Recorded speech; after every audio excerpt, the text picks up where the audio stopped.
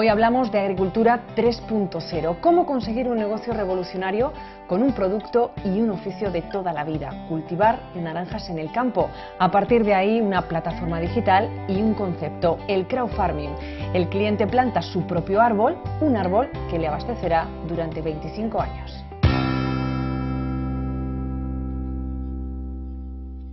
Pues Gonzalo, Gabriel, me gusta mucho una definición que aparece en vuestra web, que es que os consideráis los agricultores del siglo XXI. Cuando yo le digo a la gente, bueno, ¿tú a qué te dedicas? Y dice, bueno, pues yo soy agricultor. Y dice, joder, pero tú no tienes pinta de ser agricultor. Bueno, pues quizás hoy en día el agricultor no tiene por qué tener esta pinta de llevar el sombrero de paja y demás, sino yo soy agricultor porque cultivo naranjas y vendo mi cosecha, por eso soy agricultor. ¿Os viene de familia o de repente decidisteis dedicaros al campo y a las naranjas? El tema de cultivar la naranja, eso lo llevo haciendo ya mi abuelo y lo llevamos en la sangre. Lo lleváis en la sangre. ¿Y en qué momento decidís o qué necesidades veis en el mercado para deciros, nos queremos dedicar a esto? Mi abuelo murió, entonces no había nadie que se podía encargar del campo y bueno, pues costaba dinero todos los años. Justo ahí ya había otras páginas que vendían naranjas por internet, pero nosotros veíamos que lo podíamos hacer y sobre todo podíamos empezar a vender fuera. Pero luego es la vuelta de tuerca, ¿no? Del seguimiento de que cada uno tiene como su árbol, o sea,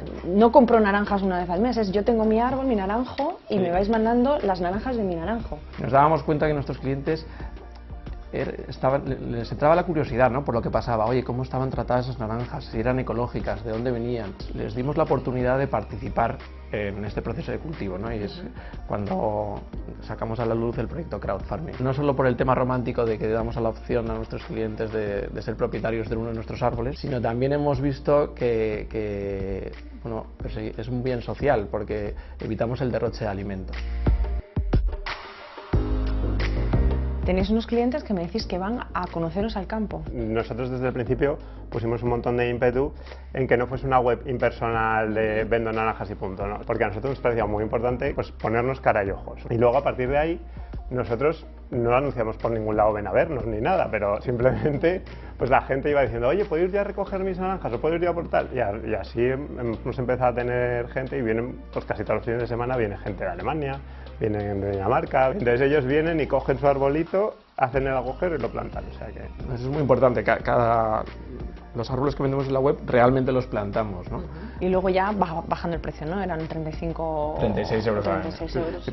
Estamos intentando cambiar el concepto de que el cliente no pague el precio de fruta, sino que pague un precio de mantenimiento de su árbol. Y luego, si quieren que lo enviemos, tienen que pagar los costes logísticos. Y además os ha acompañado la moda por la alimentación ecológica y el saber qué estamos comprando, qué se hace con ese producto, qué se hace con ese alimento. Definitivamente creo que es un mercado por explotar y que va a pegar el... Ahora el rompecabezas es como cada vez vendemos más árboles, pues tenemos que ver ya dónde los plantamos, ¿no? Pero bueno, claro, porque llegará un momento en que tendréis un límite, tendréis que comprarle las tierras a los vecinos. Lo bueno es que la finca que nosotros, o lo bueno y lo malo es que hay muchos árboles que están ya muy antiguos, muy mayores, entonces muchos de esos árboles que ya están improductivos, lo que hacemos es los arrancamos y plantamos árboles nuevos. Además de naranjas, ¿qué productos tenéis otro tipo de cultivos, no? Durante todo el año, aparte de naranja, bueno, mandarina y naranja, que son nuestros productos estrella, por supuesto, luego de repente hacemos pues, por semanas, porque tenemos árboles de limones, la semana del limón, y durante esa semana pues vendemos también por kilo de limón, o pomelo, pues igual. Y luego durante todo el año tenemos todo tipo de mermeladas que hacemos con nuestro propio producto. No llevan azúcar, por ejemplo, la mermelada lleva nuestra propia miel. Luego la miel, que son con las abejas que nosotros tenemos ahí, que polinizan nuestros propios árboles.